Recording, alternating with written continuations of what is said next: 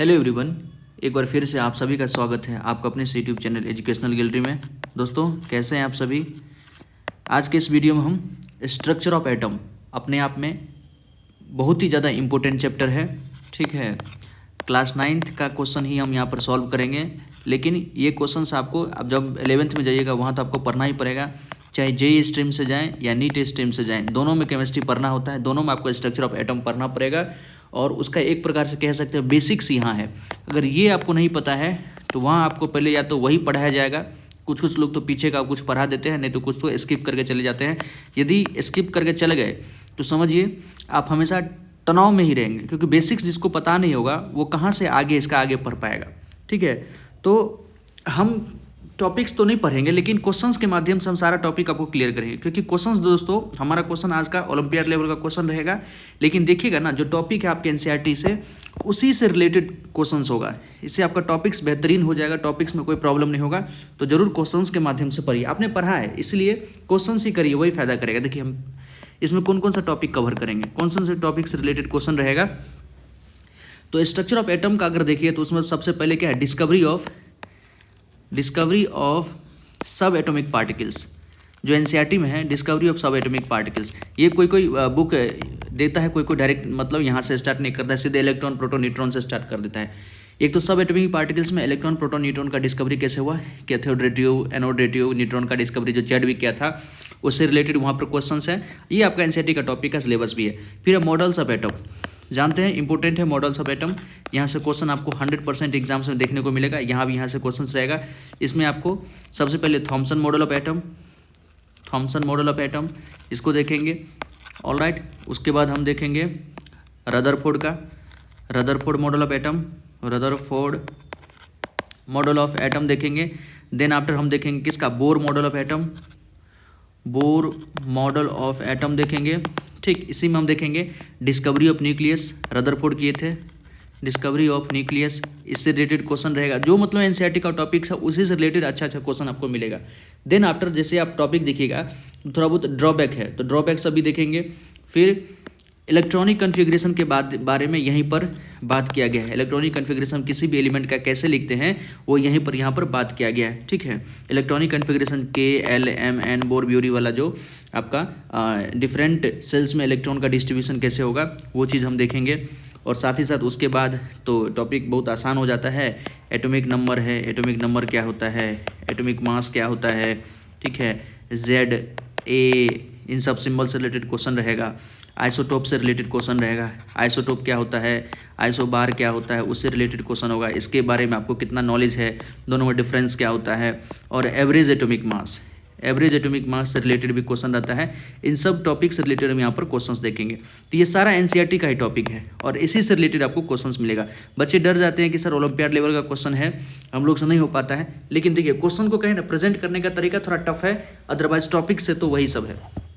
और ये किन के लिए हेल्पफुल है, तो जो 9th का बच्चा उनके लिए हेल्पफुल है। 10th वाले भी अगर BSCB का प्रिपरेशन कर रहे हैं कोई, उसके लिए तो हेल्पफुल है ही। साथ ही साथ जो BPSC TRET GTPG का एग्जाम देने वाले हैं, ठीक है, उन सब के लिए हेल्पफुल है, क्योंकि यहाँ से क्वेश्चंस रहता ही है। आपको चैप्टर का अंडरस्टैंडिंग बेटर हो जाएगा। आप आराम से देखिए, अच्छे से देखिए, मतलब किस प्रकार से उसी टॉपिक से अच्छा कैसे क्वेश्चंस फ्रेम किया जा सकता है। जैसे एस चांद पढ़ते होंगे, सृजन पढ़ते होंगे, उसमें क्या मतलब लल्लू क्वेश्चन सब दिए रहता है, डायरेक्ट क्वेश्चन दिए रहता है। और एडवांस क्वेश्चन कैसे बन सकता है वो आपको यहाँ पर दिखेगा। खैर स्टार्ट करते हैं। कंसिडर द फॉलोइंग इन्फॉर्मेशन, ये एक इन्फॉर्मेशन दिया है फिगर के हेल्प से। देखिए सबसे पहली बात तो जो लॉन्ग क्वेश्चन, डराने वाला क्वेश्चन होता है ना, उसको मतलब बड़ा टॉपिक्स में आपको लिख के देगा स्टेटमेंट वाइज में। हम बार बार बोले हैं कि स्टेटमेंट वाला क्वेश्चन बहुत आसान होता है, बस उसको आप लास्ट में कीजिए और पढ़ दीजिएगा, आपको बहुत सारा चीज़ ऐसा ही आ जाएगा। देखिए Ramna wants to neutralise it, Ramna जो है इसको न्यूट्रलाइज करना चाहती है। कोई यहाँ पर एक फिगर दिया हुआ, इसको न्यूट्रलाइज करना चाहती है। But the available particles for her are neutron, electron, proton and helium nuclei. मतलब रमना जो है इसको न्यूट्रलाइज करना चाहती है, लेकिन इसके पास जो पार्टिकल्स कौन कौन है, न्यूट्रॉन है, इलेक्ट्रॉन है, प्रोटॉन है और हीलियम है। ठीक, इससे उसको न्यूट्रलाइज करना चाहती है। Which will be the best species to fulfil the Ramna's need, मतलब रमना की नीड को मतलब न्यूट्रलाइज करने के लिए इसमें से वो किसका यूज़ करेगी, न्यूट्रॉन का, इलेक्ट्रॉन का, प्रोटॉन का, हीलियम का। तो ध्यान से देखिए इस फिगर को, यहाँ कोई भी एलिमेंट दिया हुआ है, यहाँ पर न्यूक्लियस है, बाहर में चार्ज -1 है। -1 मतलब क्या, ये क्या है, नेगेटिव आयन है। कोई ना कोई नेगेटिव आयन होगा, तो नेगेटिव आयन को कौन न्यूट्रलाइज करेगा, पॉजिटिव आयन ही ना। नेगेटिव आयन को कोई ना कोई, या नेगेटिव चार्ज है, इलेक्ट्रॉन है इसके पास, इसको कौन न्यूट्रलाइज करेगा? जिसके पास पॉजिटिव चार्ज होगा वही इसको न्यूट्रलाइज करेगा। तो बस पॉजिटिव चार्ज वाला देख लीजिए ना कौन है। आप जानते हैं न्यूट्रॉन का चार्ज क्या होता है? जीरो। न्यूट्रॉन चार्जलेस होता है, न्यूट्रॉन का चार्ज जीरो होती है तो होगा नहीं। प्रोटॉन पे कितना होता है? वन इलेक्ट्रॉन के बराबर ही चार्ज होता है। चार्ज तो दोनों का बराबर होता है। इलेक्ट्रॉन पे चार्ज कितना होता है? -1.6 इंटू 10 की पावर -19 कूलम। और प्रोटॉन पे चार्ज कितना होता है? +1.6 इंटू 10 की पावर -19 कूलम।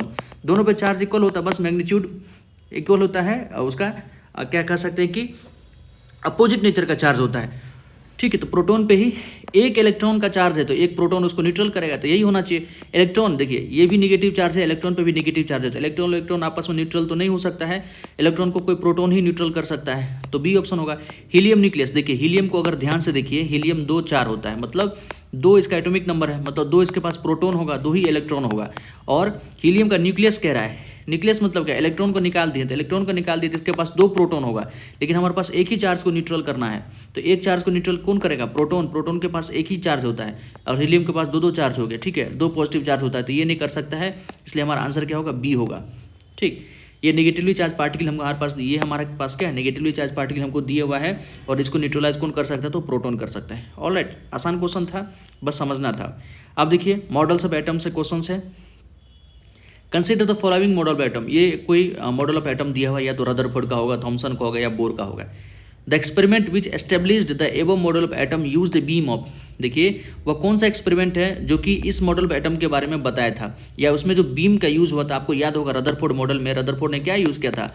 अल्फा पार्टिकल का यूज़ किया था, अल्फा पार्टिकल या अल्फा रे का यूज़ किया था। ठीक है, इसी का बॉम्बार्डमेंट करवाया था, तो वही हमको कहीं ढूंढना है। अल्फा पार्टिकल्स कहाँ पर? देखिए बीटा पार्टिकल्स ना, या तो अल्फा पार्टिकल्स होना चाहिए या तो डबली आयनाइज्ड हीलियम होना चाहिए, ऐसा कुछ। बीटा पार्टिकल नहीं, रदरफोर्ड का एक्सपेरिमेंट यदि आपको याद होगा उसी से रिलेटेड क्वेश्चन है, तो बीटा पार्टिकल तो होगा नहीं। Beta particles which impinged on the metal foil and got absorb, ना अल्फा पार्टिकल का स्कैटरिंग कराया था गोल्ड फॉयल पे रदरफोर्ड, और उसको फिर बहुत सारा रिजल्ट मिला था। गामा रेज, गामा भी नहीं हो सकता है।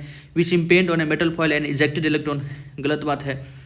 Hydrogen atoms which impend on a metal foil and got scattered, ये भी गलत बात है। Helium nuclei which impend on a metal foil and got scattered, ये सही है। देखिए हम डायरेक्ट अल्फा पार्टिकल्स ढूंढ रहे थे, या कोई भी अल्फा पार्टिकल्स ही ढूंढेगा, लेकिन अल्फा पार्टिकल्स क्या होता है? एनसीईआरटी में आप देखिएगा वहाँ लिखा हुआ है doubly ionized alpha particles are doubly ionized helium nucleus, doubly ionized helium nucleus. इसका मतलब क्या हुआ? देखिए हीलियम अभी हम लिखाए थे, हीलियम जो होता है एलिमेंट, उसका एटॉमिक नंबर 2 और मास नंबर 4 होता है, मतलब 2 इसके पास इलेक्ट्रॉन है, 2 प्रोटॉन है और 2 ही न्यूट्रॉन होता है। लेकिन जब हम डबली आयनाइज्ड कहे, आयनाइज मतलब क्या? 2 पॉजिटिव चार्ज, मतलब 2 इलेक्ट्रॉन को निकाल दिए, तब इसके पास 2 प्रोटॉन ही है, अभी इसके पास 2 प्रोटॉन ही है, इलेक्ट्रॉन तो चला गया, तो यह इसी को ना वो बोल दिया अल्फा पार्टिकल।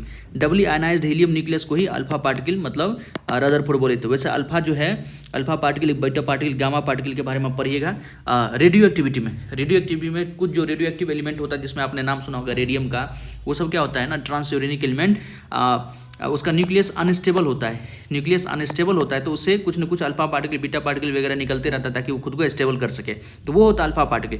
लेकिन एनसीईआरटी में एज इट इज़ लिखा हुआ है कि रदरफोर्ड ने यूज़ किया था डबली आयनाइज्ड हीलियम न्यूक्लियस का, और डबली आयनाइज्ड हीलियम न्यूक्लियस को इन्होंने अल्फा पार्टिकल कहा था, इसलिए डी ऑप्शन हमारा करेक्ट होगा। ऑलराइट, तो देखिए मॉडल्स ऑफ एटम से कितना शानदार क्वेश्चन बना दिया। थर्ड क्वेश्चन ये भी है, N atomic model is Son below, एक एटॉमिक मॉडल आपको दिखाया गया है KLMN। ध्यान से देखिए KLMN की बात कौन करता था? बोर ब्यूरी करता था। ठीक है, बोर का ही मॉडल था। KLMN उन्होंने बताया था कि जो डिफरेंट सेल होता है उसका नाम उन्होंने, एनर्जी सेल का नाम K दिया था, L दिया था, M दिया था, N दिया था, first orbit, second orbit, third orbit, fourth orbit. देखिए which of the following statement does not form part of this model of atom, मतलब इस मॉडल ऑफ एटम से कौन सा स्टेटमेंट हम नहीं कह सकते हैं? तो ये तो बोर का मॉडल है। बोर मॉडल अगर आपको पता होगा तब आसानी से कह सकते हैं। Energy of the electrons in this orbit is quantized, बिल्कुल सही बात है। बोर बताया था कि जो एनर्जी होता है ना, मान लीजिए पहला ऑर्बिट में जो इलेक्ट्रॉन मूव कर रहा है, सेकंड ऑर्बिट में जो इलेक्ट्रॉन रिवॉल्व कर रहा है, थर्ड ऑर्बिट में जो इलेक्ट्रॉन रिवॉल्व कर रहा है, सबका एनर्जी फिक्स होता है। अब पढ़ेंगे, हाल ही फिलहाल में 11th में जाएंगे तो -13.6 पहले ऑर्बिट का होता है, -3.4 सेकंड का होता है, -1.5 इलेक्ट्रॉन वोल्ट ये थर्ड ऑर्बिट का एनर्जी लेवल होता है। मतलब क्वांटाइज मतलब क्या? उसका एनर्जी फिक्स होता है। तो ये तो था इस मॉडल से। The electron in its orbit nearest to the nucleus has the lowest energy level. Obviously बात है, -13.6 फर्स्ट का है, दूसरा -3.4। आप जानते हैं कि माइनस में कोई वैल्यू अगर कम है तो उसका वैल्यू ज़्यादा होता है, ठीक है। जैसे -30.6 और -3.4, तो ये ज़्यादा है, तो पहले वाला का एनर्जी है लोएस्ट एनर्जी होता है, ये भी सही बात है। Electrons revolve in different orbit around the nucleus. हाँ, बोर बताए थे कि इलेक्ट्रॉन्स जो है अलग अलग ऑर्बिट में मूव करता है, ठीक है, जिसका एनर्जी लेवल भी अलग अलग होता है। डी है the position and velocity of the electrons in the orbit can not be determined simultaneously. The position and velocity, position देखिए एक होता है delta x into delta P, आप ये पढ़िएगा, इसको कहते हैं Heisenberg uncertainty principle. Heisenberg uncertainty principle is greater than h/4 पाई। ये क्या है? स्ट्रक्चर ऑफ एटम में 11th का ये कॉन्सेप्ट है, तो ये तो आप तो नहीं पढ़े थे, तो आंसर यही होगा कि पोजीशन और वेलोसिटी के बारे में ये बोर नहीं बताए थे। जो बोर है, बोर अपना मॉडल ऑफ एटम में पोजीशन और इलेक्ट्रॉन के वेलोसिटी के बारे में नहीं बताए थे, इसको कहते हैं हाइजेनबर्ग अनसर्टेनिटी प्रिंसिपल। तो हमसे यही क्वेश्चन पूछा है कि कौन नहीं है, तो डी नहीं है, ठीक है, डी नहीं है। देखिए आपको अगर मान लीजिए ये क्वेश्चन इसके बारे में नहीं पढ़े थे, डी ऑप्शन के बारे में नहीं पढ़े थे, तो ये तीनों ऑप्शन तो आपको पता था कि जो बोर मॉडल ऑफ एटम है उससे ये तीनों स्टेटमेंट आया था। अगर किसी ने अच्छे से पढ़ाया होगा तो ये चीज़ भी आपको बताया होगा, ये चीज़ तो बताया ही होगा, ठीक है। लेकिन डी के बारे में नहीं पढ़ाया होगा क्लास 9th के स्टैंडर्ड लेवल पे, हाइजेनबर्ग अनसर्टेनिटी प्रिंसिपल, तो आप आराम से जो आपको समझ में नहीं आ रहा है तो वही आंसर होगा, डी होगा। इसी को कहते हैं ऑप्शन को रिजेक्ट करना। भाई आपने जो पढ़ा है उसको आपको सही लग रहा है तो वो तो नहीं होगा ना, जो आपने नहीं पढ़ा है, जिसके बारे में नहीं कुछ विचार है, तो वही हो सकता है।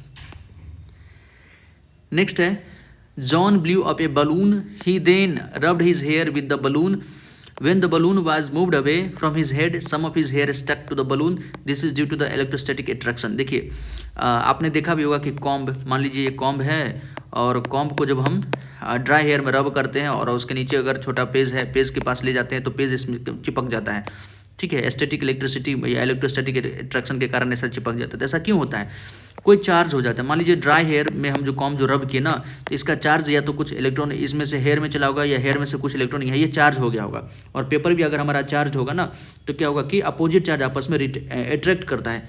Which combination of the charge could result in the attraction. देखिए यहाँ पर अट्रैक्शन हुआ है, आपने पढ़ के आया है, आपने पढ़ा भी है कि लाइक चार्ज, जो लाइक चार्ज होता है दोस्तों, लिख देते हैं, like charges repel, like charge repel, और अनलाइक चार्जेज, जो अनलाइक चार्जेज होता है अट्रैक्ट करता है।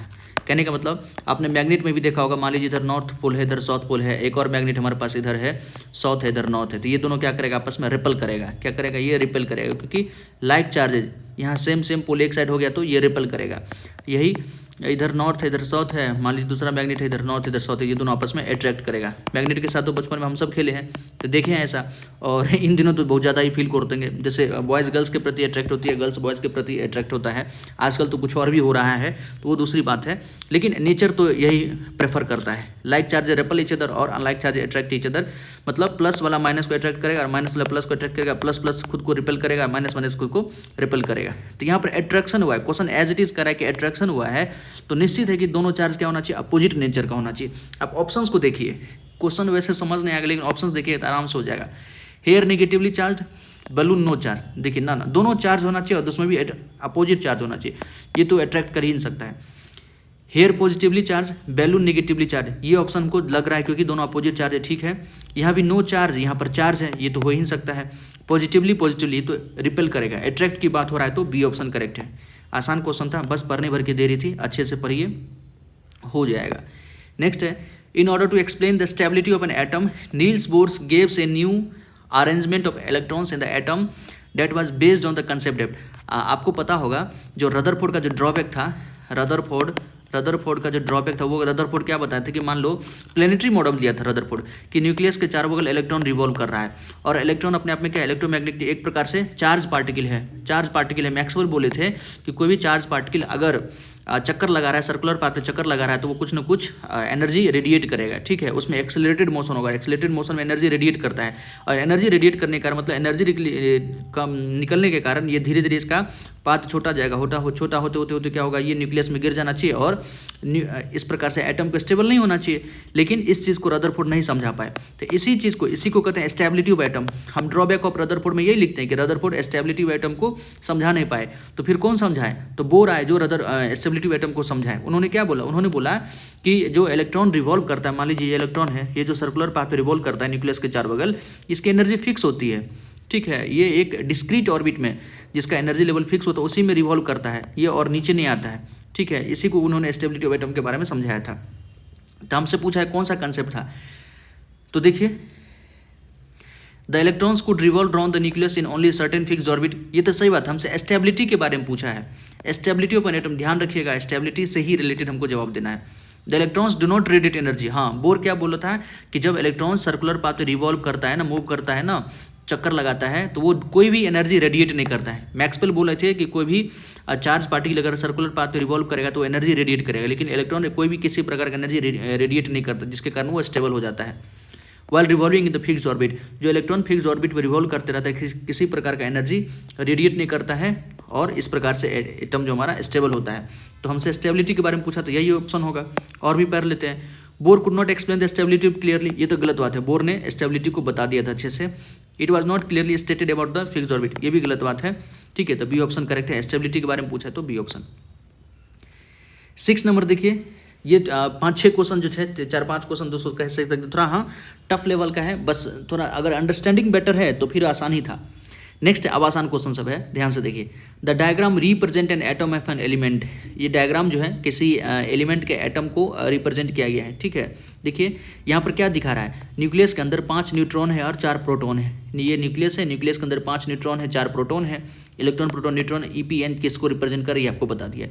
विच सिंबल गिव्स दिस इन्फॉर्मेशन, इसमें से मतलब ये जो एटम है किसको रिप्रेजेंट कर रहा है, ये जो एलिमेंट है या एटम है किसको रिप्रेजेंट कर रहा है। तो देखिए आपने पढ़ा होगा कोई भी एटम होता है दोस्तों, कोई भी जो एटम होता है, मान लीजिए कोई भी एटम है, किसी भी एलिमेंट का कोई भी एटम है, मान लीजिए किसी भी एलिमेंट का कोई एटम, अंदर में न्यूक्लियस होगा, इलेक्ट्रॉन यहाँ पर चक्कर लगाते रहता है।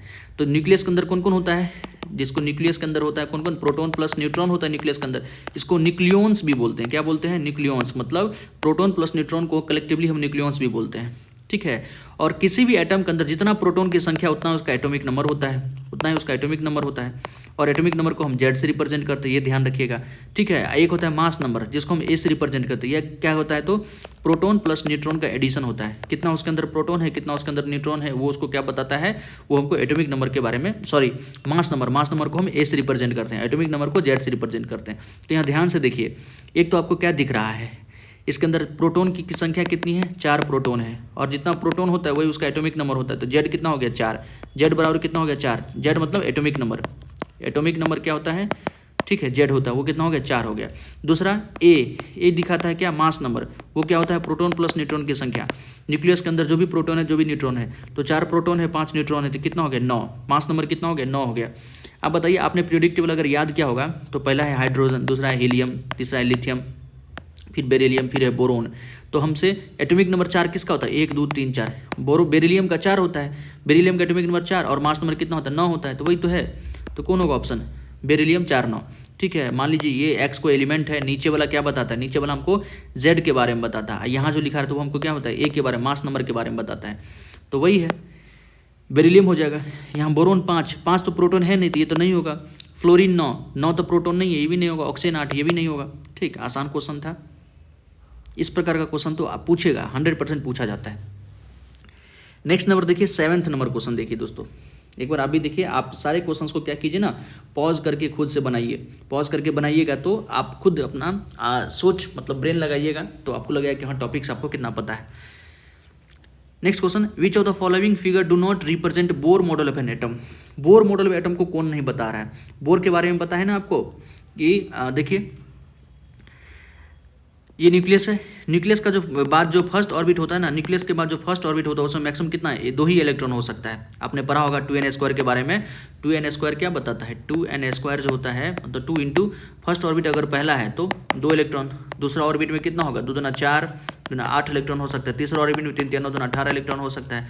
तो ये हमारा एक प्रकार से बोर मॉडल एटम में भी ये था, इलेक्ट्रॉनिक कन्फिग्रेशन में बोर थ्योरी बताए थे। तो देखिए कौन नहीं है, हमसे वो पूछा है कौन गलत है। तो पहला में 2 और दूसरा में कितना है, 1 2 3 4, ये तो हो सकता है। इसको ध्यान से देखिए, सेकंड वाले को, न्यूक्लियस है, न्यूक्लियस के पहले ऑर्बिट में 4 इलेक्ट्रॉन डाल दिया है। पहला ऑर्बिट में कभी भी 2 से ज़्यादा इलेक्ट्रॉन हो ही नहीं सकता है। फर्स्ट ऑर्बिट में 2 से ज़्यादा इलेक्ट्रॉन हो ही नहीं सकता है। इसको गांठ बांध लीजिए, एकदम MTR है, रट लीजिए जैसे भी हो, या 2n² अगर पता है तब तो आप निकाल सकते हैं। नहीं तो याद रखिए कि पहले ऑर्बिट में किसी भी एलिमेंट के पहले ऑर्बिट में 2 से ज़्यादा नहीं हो सकता है। 1 हो सकता है, 2 हो सकता है, 2 से ज़्यादा नहीं हो सकता है।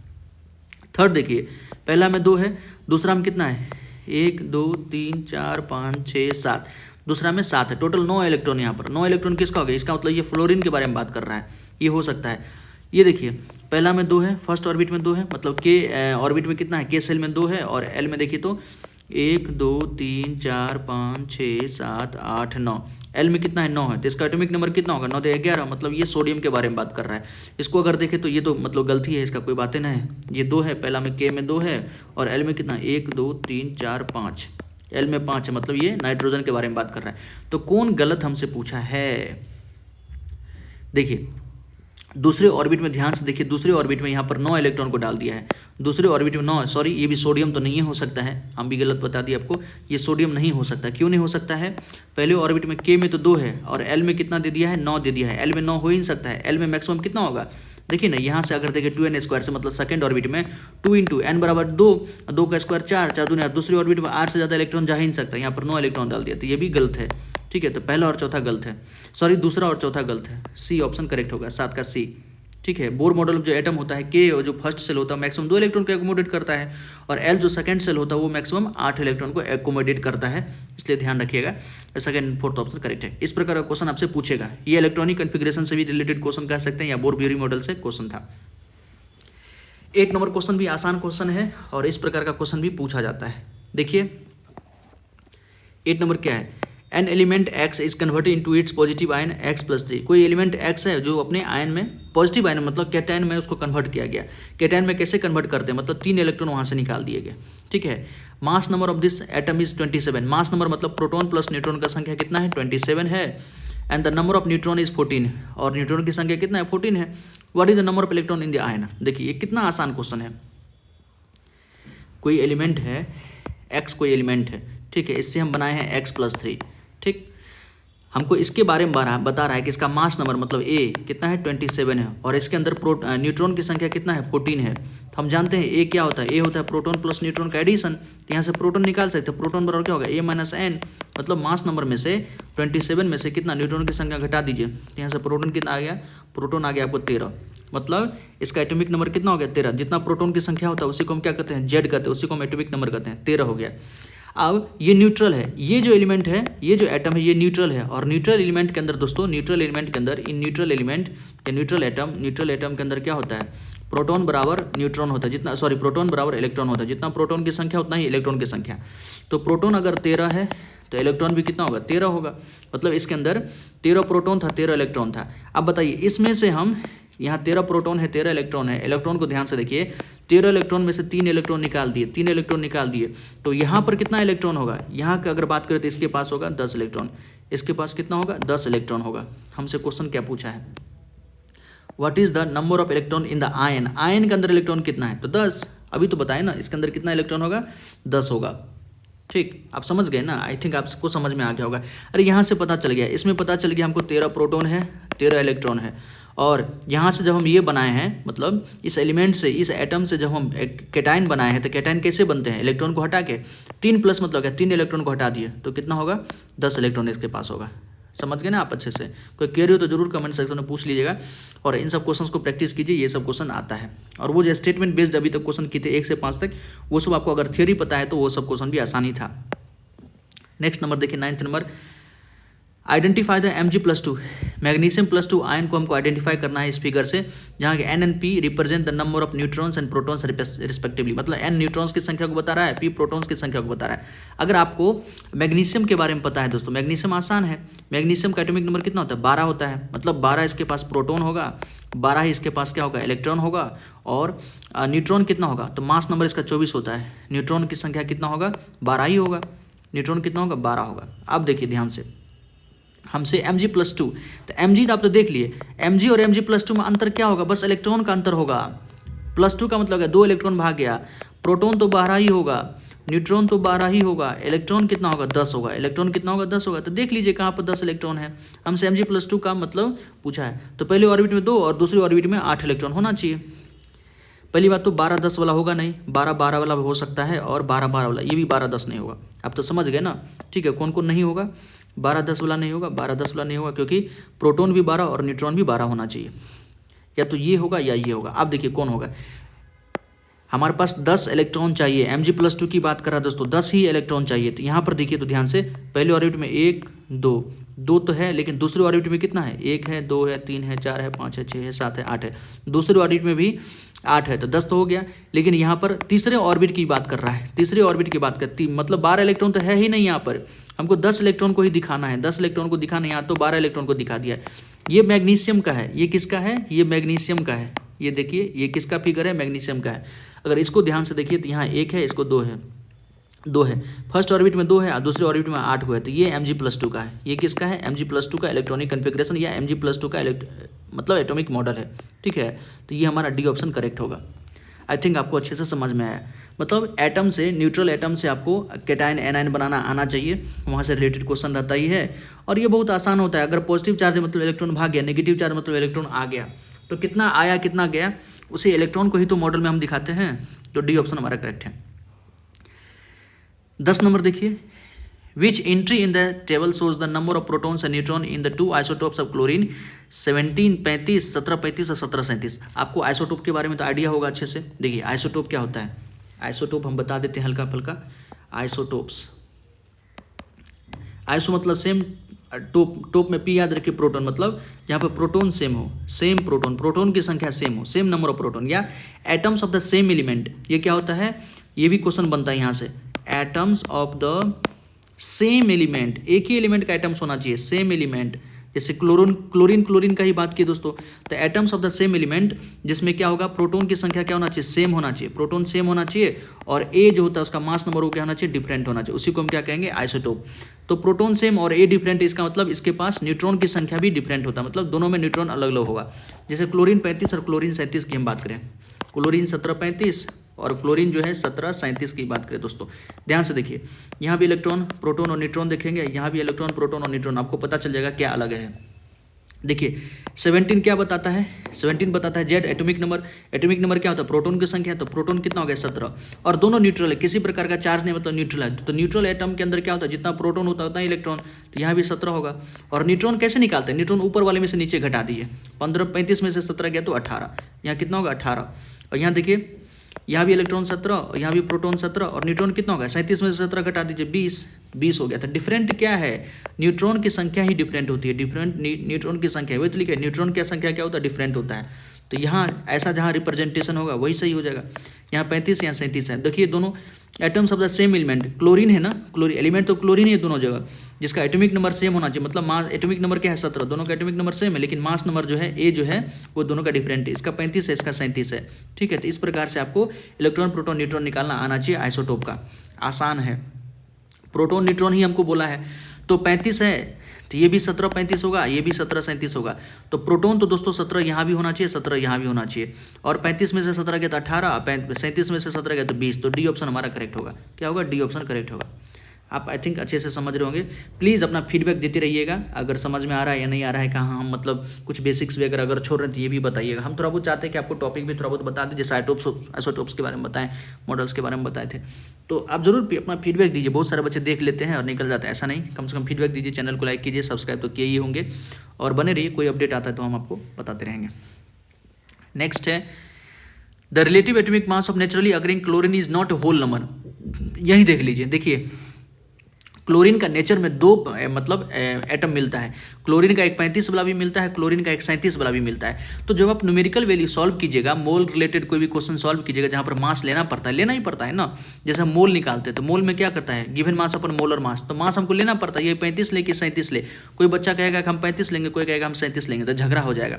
तो कोई ऐसा एक वैल्यू लेंगे ना, तो हम क्या करते हैं, इसका एवरेज वैल्यू लेते हैं। क्या कहते हैं, एवरेज लेते हैं। कैसे लेते हैं, तो देखते हैं नेचर में ये 35 वाला कितना मिल रहा है, नेचर में ये 37 वाला कितना मिल रहा है, ठीक है। उस हिसाब से हम क्या करते हैं, उसका एवरेज निकालते हैं। तब इसीलिए आप देखिएगा 35.5 होता है क्लोरीन का जो एटॉमिक मास, जब भी हम लोग लेते हैं 35.5 होता है। आई थिंक आपको समझ में आ गया। तो वही क्वेश्चन यहाँ पूछा है, the relative atomic mass of naturally occurring chlorine is not whole number. 35.5 क्या है, ये होल नंबर नहीं है दोस्तों। होल नंबर मतलब क्या, जो मतलब डेसिमल के में नहीं है उसी को हम होल नंबर कहते हैं। जो डेसिमल में आ जाए वो हमारा होल नंबर नहीं होता। जैसे 1 2 3 4 ये परफेक्ट नंबर जो होता है उसको हम होल नंबर कहते हैं। डेसिमल में आ गया उसको हम होल नंबर नहीं कहते। तो क्वेश्चन पूछा है कि 35.5 जो है क्लोरीन का है वो होल नंबर नहीं, उसके पीछे रीज़न क्या है, तो उसके पीछे रीज़न देख लीजिए, अभी हम बताए थे। What is the reason for this? Different chlorine atoms में have different number of neutrons. जो अलग अलग क्लोरीन का एटम है, देखिए एक के अंदर न्यूट्रॉन की संख्या 18 है, एक के अंदर न्यूट्रॉन की संख्या कितना है? 20 है। तो क्लोरीन नेचर में दो अलग अलग फॉर्म में मिलता है, जिसके अंदर न्यूट्रॉन्स की संख्या अलग होता है और दोनों का परसेंटेज भी अलग अलग है। 35 वाला कुछ और का परसेंटेज है, 37 वाला का परसेंटेज कुछ और है। इसीलिए दोनों का हम क्या करते हैं कि एवरेज एटॉमिक मास लेते हैं। ठीक, आई थिंक आपको समझ में आ गया होगा। तो डिफरेंट क्लोरीन एटम्स में have different number of neutrons, ये सही है। क्लोरीन इज अनस्टेबल, ये सब वाहियात बात है, अनस्टेबल ऐसा कुछ नहीं। Naturally occurring chlorine can not be obtain pure, ये भी गलत बात है। The mass of the electrons has been included, ना ऐसा नहीं है। पहला है कि क्लोरीन जो है उसका न्यूट्रॉन की संख्या अलग अलग होता है और जिसके कारण नेचर में उसका परसेंटेज भी अलग अलग मिलता था, हम उसका एवरेज एटॉमिक मास निकालते हैं। नेक्स्ट देखिए, और यही क्वेश्चन दोस्तों एवरेज एटॉमिक मास का क्लोरीन से तो नहीं, ये क्लोरीन का तो नाम लेके नहीं, कोई एक्स वाई जेड कोई एलिमेंट लेके उसका परसेंटेज दे दिया, मास नंबर दे दिया और कहा एवरेज एटॉमिक मास निकालने के लिए। IIT एग्जाम में 2023 में क्वेश्चन आया था। बताइए, ये 2023 में क्वेश्चन आया था, ये क्लास 9th का कंसेप्ट है। जिस बच्चा ने 9th अगर अच्छे से नहीं पढ़ा होगा वो क्वेश्चन वो नहीं बना पाएगा। ठीक है, मतलब हम क्या कहें, हम उन दिनों स्कूल तो सब दिन से पढ़ा ही रहे थे, तो हमें पता था, तो आसानी से वो क्वेश्चन बन गया, इसलिए हम एग्जाम को क्वालिफाइड भी कर पाए। इसलिए कहते हैं कि आप 9th 10th को बेसिक्स को अच्छे से कंप्लीट कीजिए, ईजी रहेगा आगे सब चीज़। Next, choose the arrangement which shows the increasing value of E/m for electron, proton, neutron and alpha particles. देखिए बहुत सारे बच्चों को ये चार्ज अपॉन मास रेशियो कहते हैं, ये चीज़ आता होगा, बहुत सारे बच्चों को पढ़ाया गया होगा, उनके कोचिंग्स वगैरह में जामिया पढ़े होंगे, बहुत को नहीं पढ़ाया हो गया। ठीक है, तो चार्ज अपॉन मास रेशियो हमको निकालना है इलेक्ट्रॉन का, प्रोटॉन का, न्यूट्रॉन का, अल्फा पार्टिकल्स का। देखिए आसान क्वेश्चन है, चार्ज अपॉन मास रेशियो कैसे निकालते हैं? चार्ज अपॉन मास, पेज को साफ कर लेते हैं। देखिए, अरे अरे चल भाई तो जाने का नाम ही नहीं ले रहा है, जा जा, क्यों नहीं जा रहा भाई? चलिए कोई नहीं, उधर ही हम करते हैं। अब इससे कौन लड़ाई करे, कौन अपना टाइम को वेस्ट करे। सुपर ने जिद्दी है लेडीज की तरह खैर देखिए, हमको चार्ज अपॉन मास रेशियो निकालना है, किसका? इलेक्ट्रॉन का, प्रोटॉन का, न्यूट्रॉन का और अल्फा पार्टिकल्स का। देखिए ये क्वेश्चन आपको नीट में भी मिल जाएगा, जेईई में भी मिल जाएगा, हर जगह ये क्वेश्चन पूछा जाता है। Charge upon mass ratio increasing order में सजाइए और डिक्रीजिंग ऑर्डर में सजाइए।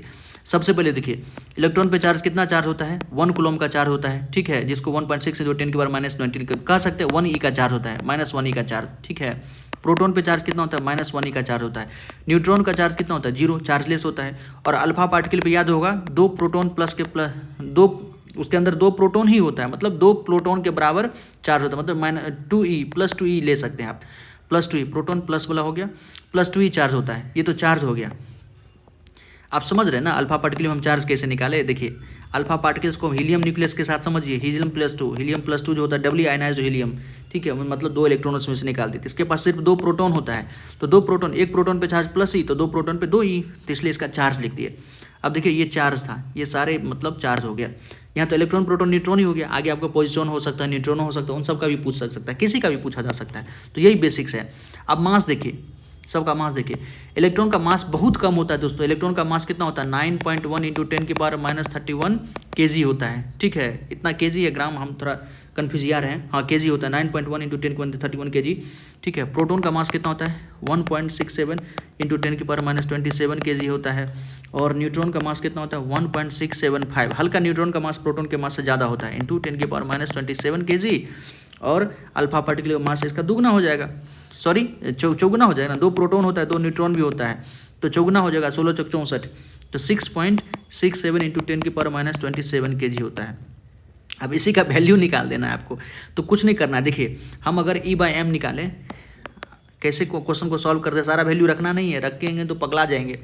एक इलेक्ट्रॉन का चार्ज होता है 1.6 × 10⁻⁻19 कूलम रखिएगा तो आप पगला जाइएगा, नहीं रखिए। देखिए कैसे करेंगे, E/m चार्ज। सबसे पहले हम न्यूट्रॉन का निकालते हैं। न्यूट्रॉन का चार्ज कितना है? 0, तो चार्ज रखेंगे 0। मास न्यूट्रॉन का कितना हो गया? ये न्यूट्रॉन का मास इतना। ठीक है, मास ऑफ न्यूट्रॉन रख दीजिए, मास ऑफ न्यूट्रॉन, बस इतना ही रखिए। उसी प्रकार से हम निकालेंगे किसका दोस्तों? न्यूट्रॉन के बाद निकालिए आप अल्फा पार्टिकल। मान लेते हैं अल्फा पार्टिकल निकालते हैं। अल्फा पार्टिकल का चार्ज कितना है? 2E। 2e upon mass of alpha particle 6.67, या लिखिए ना मास ऑफ अल्फा पार्टिकल। उसके बाद लिखिए आप किसका, किसी का, प्रोटॉन का लिखिए या इलेक्ट्रॉन का, जिसका मन लिखा लिखिए। प्रोटॉन का चार्ज कितना होता है +e, और मास हो गया मास ऑफ प्रोटॉन। और उसके बाद लिखिए इलेक्ट्रॉन का चार्ज कितना हो गया -e, और मास कितना हो गया, मास आपका हो गया उसका मास ऑफ इलेक्ट्रॉन।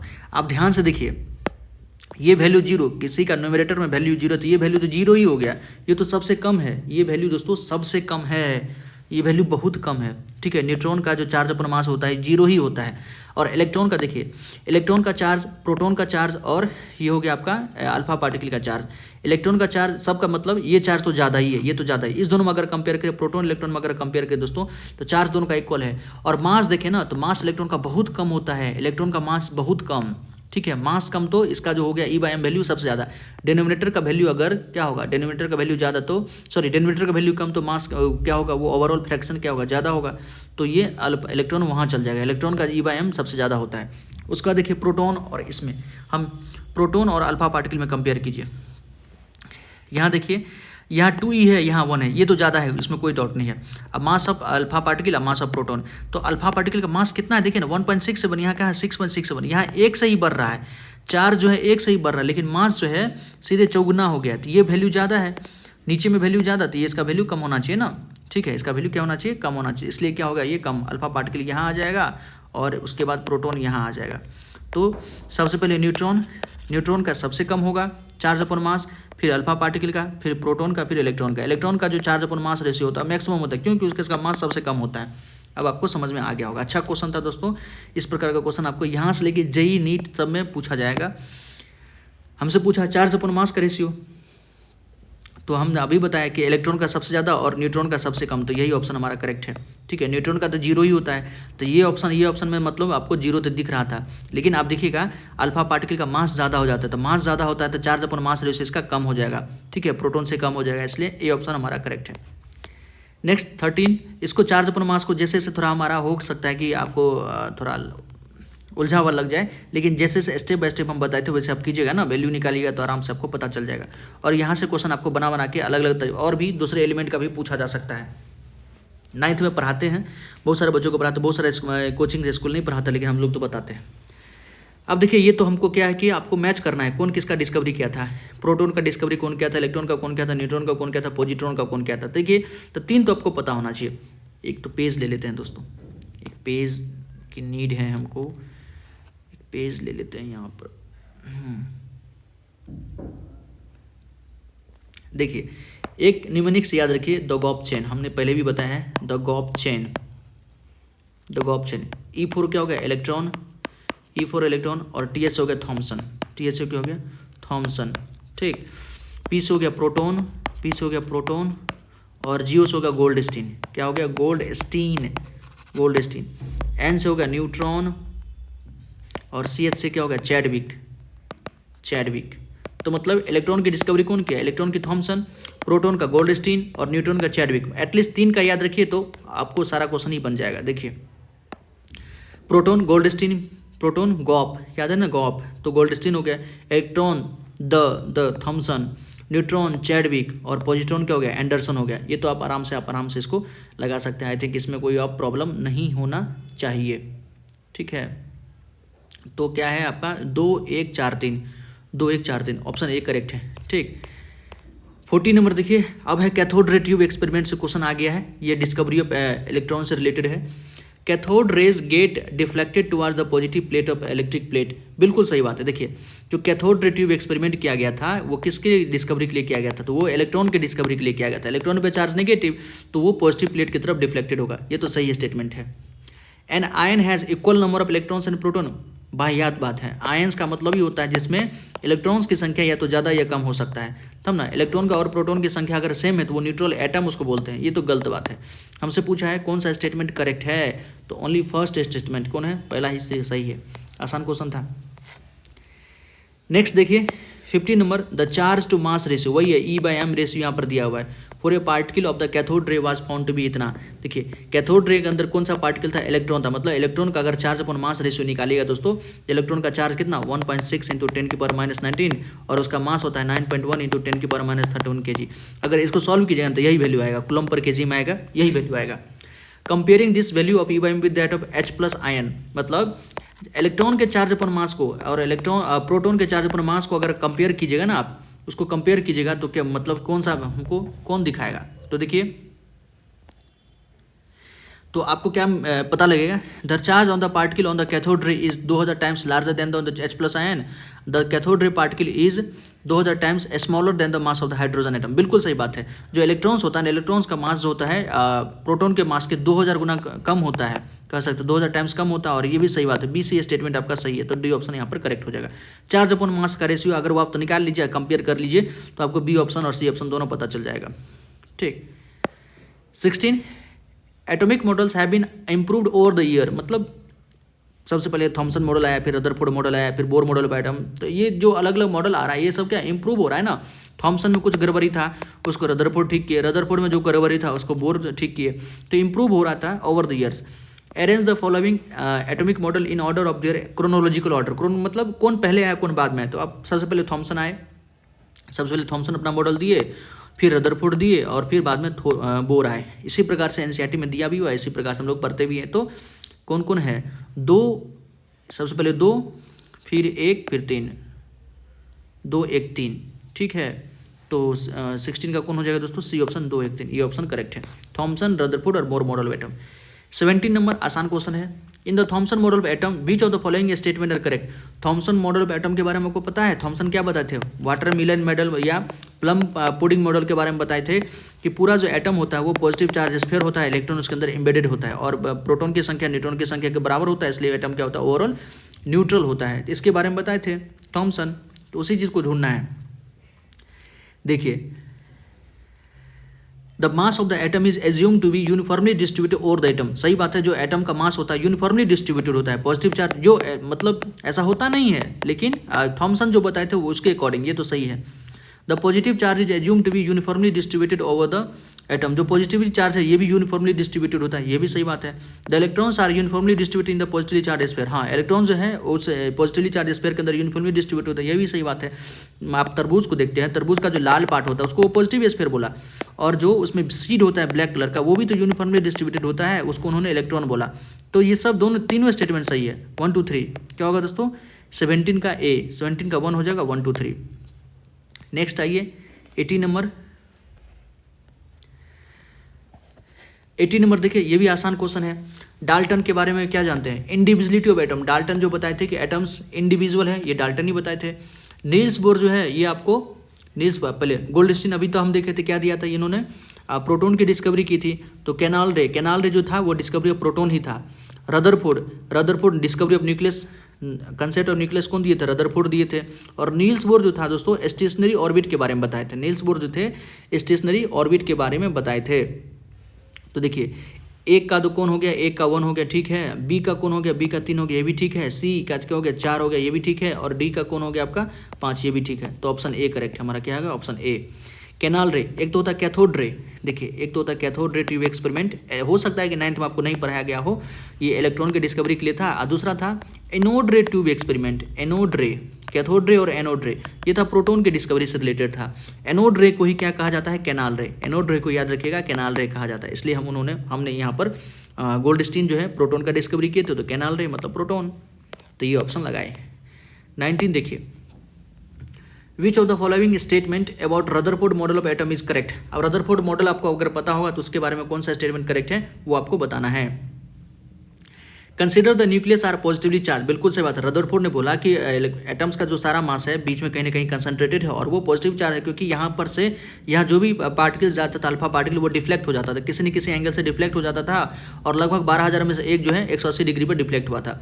तो उन्होंने बताया कि न्यूक्लियस जो है पॉजिटिवली चार्ज है, ये बिल्कुल सही बात है।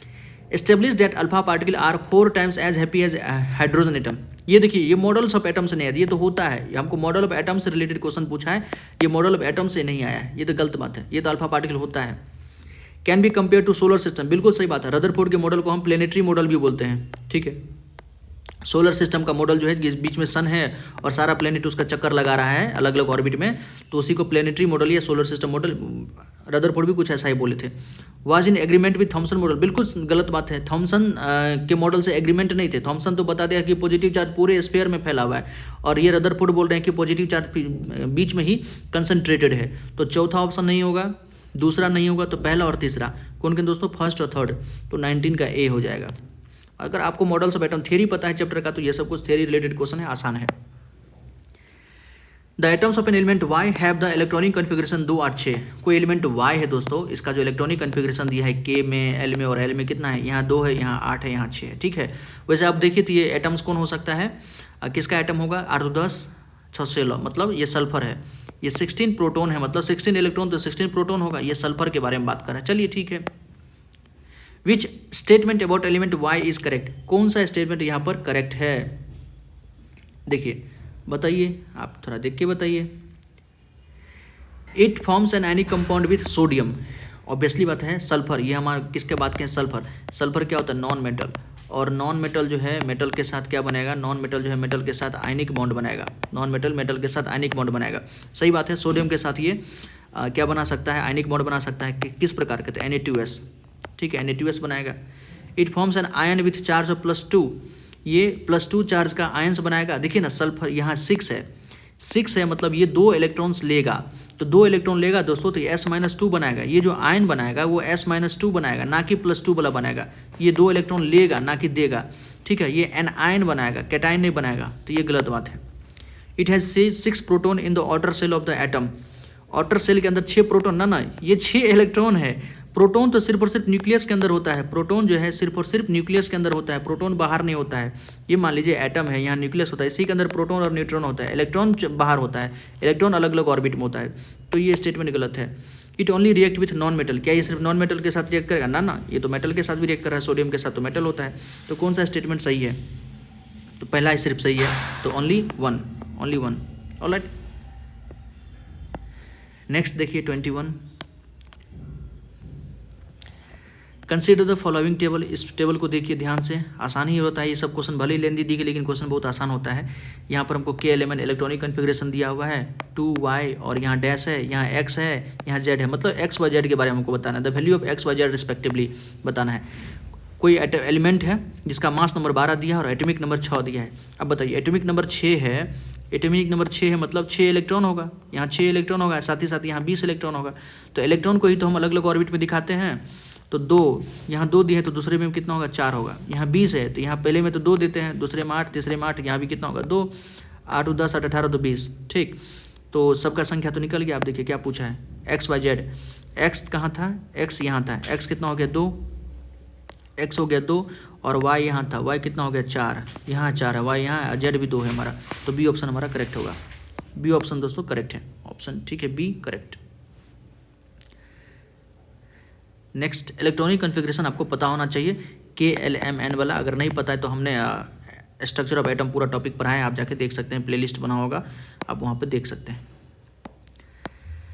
Next 22, in which set do the 3 particles etch have the same total number of electrons. देखिए जिसमें सेम नंबर ऑफ इलेक्ट्रॉन्स के उसी को हम क्या कहते हैं, आइसो इलेक्ट्रॉनिक, क्या कहते हैं, आइसो इलेक्ट्रॉनिक। आइसो इलेक्ट्रॉनिक, आपने आइसोटोप आइसोबार के बारे में सुना होगा, एक होता है आइसो इलेक्ट्रॉनिक, एक होता है आइसोटोन, एक होता है आइसो डायमेट्रिक, बहुत सारा होता है। तो आइसो इलेक्ट्रॉनिक मतलब जिसमें इलेक्ट्रॉन की संख्या सेम हो, ठीक है। अब ध्यान से देखिए, सब इलेक्ट्रॉन तो हम निकाल सकते हैं। Cl माइनस, माइनस मतलब एक इलेक्ट्रॉन आ गया होगा, क्लोरीन में 17 इलेक्ट्रॉन होता है, एक आ गया मतलब 18 इलेक्ट्रॉन है यहाँ पर।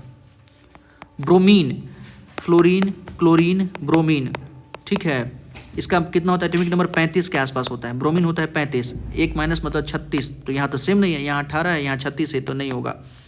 फ्लोरीन 9 होता है लेकिन एक माइनस है मतलब 10 इलेक्ट्रॉन यहाँ पर। नियोन 10 होता है, ठीक है। सोडियम 11 होता है लेकिन एक प्लस मतलब इलेक्ट्रॉन चला गया, तो यहाँ भी 10 है, तो ये हमारा आइसो इलेक्ट्रॉनिक है। ये क्या है, आइसो इलेक्ट्रॉनिक है, वही हमसे पूछ रहा था। लेकिन और ऑप्शन चेक कीजिए, पोटेशियम 19 लेकिन प्लस है मतलब एक इलेक्ट्रॉन चला गया, 18 है। कैल्शियम 20 लेकिन 2 चला गया, 18 है। ब्रोमीन 35 में से एक आ गया, 36 है, ये तो नहीं हो गया।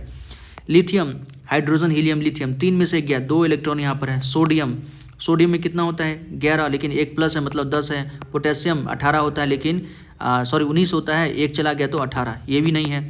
हमसे पूछा आइसोइलेक्ट्रॉनिक कौन है, तो सिर्फ और सिर्फ ओनली 2, 22 का डी हो गया। ठीक, आसानी से निकाला जा सकता है। नेक्स्ट देखिए, the element A B C have the following composition. कोई एलिमेंट ए बी सी है, ए है, बी है, सी है, इसका प्रोटॉन, न्यूट्रॉन, इलेक्ट्रॉन का संख्या दिया हुआ है। द स्पीसीज हैव, इसमें पूछ रहा है हमसे, पहले तो इसको देख लीजिए ना। प्रोटॉन 8 है, सब में प्रोटॉन की संख्या 8 है। देखिए यहाँ भी 8 है, यहाँ भी 8 है, यहाँ भी 8। जहाँ प्रोटॉन की संख्या सेम हो उसी को हम क्या कहते हैं, आइसोटोप। क्या कहते हैं, ये तो आइसोटोप के बारे में बता रहा है, ये आइसोटोप के बारे में बता रहा है। ठीक है, और न्यूट्रॉन अलग अलग है, आइसोटोप में तो न्यूट्रॉन की संख्या अलग अलग होता है। और प्रोटॉन सेम है तो इलेक्ट्रॉन तो सेम होना ही है। अगर कंपाउंड हमारा या एटम हमारा दोस्तों न्यूट्रल है तो जितना प्रोटॉन उतना इलेक्ट्रॉन वो तो होगा ही। लेकिन अगर प्रोटॉन की संख्या सेम है तो उसको हम आइसोटोप बोलते हैं। क्या बोलते हैं, आइसोटोप बोलते हैं। देखिए द स्पीसीज है मतलब आइसोटोप के बारे में पूछ रहा है। Same physical and chemical properties, बिल्कुल गलत बात है। आइसोटोप में क्या होता है, प्रोटॉन सेम है, ठीक है, प्रोटॉन सेम है तो उसका केमिकल प्रॉपर्टीज सेम होता है, फिजिकल नहीं। क्योंकि फिजिकल प्रॉपर्टी मतलब मास कहाँ कैसे निकालते तो प्रोटॉन प्लस न्यूट्रॉन, और मास तो सबका अलग अलग होगा। जैसे ए का मास निकालेंगे दोस्तों तो 16 होगा, इसका 17 होगा, इसका कितना होगा 18 होगा, तो सबका मास अलग अलग है। आपको पता ना डेंसिटी क्या होता है, मास अपन वैल्यूम। डेंसिटी मास अपन वैल्यूम, ये अपने आप में फिजिकल प्रॉपर्टी है। तो मास अगर अलग है तो डेंसिटी उसका अलग होगा। तो फिजिकल प्रॉपर्टी सेम नहीं होता है, केमिकल प्रॉपर्टी सेम होता है, क्योंकि सब में प्रोटॉन की संख्या सेम है, सबका जो है क्या कहते हैं वैलेंसी सेम होगा, तो केमिकल प्रॉपर्टीज सेम होगा। Same physical properties but different chemical properties, ना ये गलत बात है। Same chemical properties but different physical property, ये स्टेटमेंट सही है। बड़ा ही शानदार क्वेश्चन है, जरूर इसको बनाइएगा, ध्यान रखिएगा। आइसोटोप में क्या होता है, केमिकल प्रॉपर्टीज सेम होता है। उसके पीछे रीजन क्या है, सब में प्रोटॉन की संख्या सेम है मतलब वैलेंसी सेम होगा। प्रोटॉन सेम है मतलब इलेक्ट्रॉन सेम है, और इलेक्ट्रॉनिक कन्फिग्रेशन में हम इलेक्ट्रॉन के अरेंजमेंट से वैलेंसी निकालते हैं, वैलेंसी सेम होगा मतलब एक ही ग्रुप में आएगा, तो केमिकल प्रॉपर्टी सेम होगा, फिजिकल प्रॉपर्टी डिफरेंट होगा। क्यों, क्योंकि मास डिफरेंट है। तो सी ऑप्शन करेक्ट होगा, different physical and chemical properties, गलत बात है। सी ऑप्शन तो इसका सी।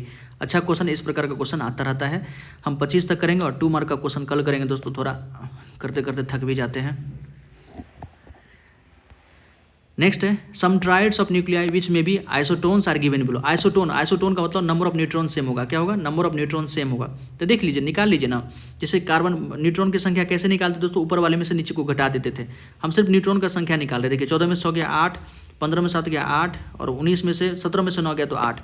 यही तो है आपका आइसोटोन। दूसरा भी निकाल लीजिए, 12 में से गया 6, 14 में 7 गया 7, 19 में से 9 गया तो 10। ये नहीं है।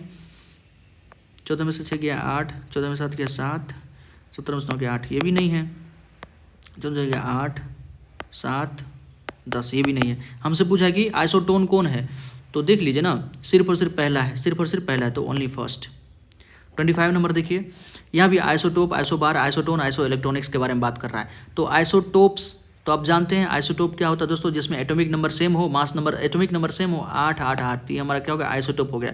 आइसोबार क्या होता है, जिसका मास नंबर सेम हो, ऊपर वाला सेम हो, 40 40 40, ये क्या हो गया हमारा आइसोबार।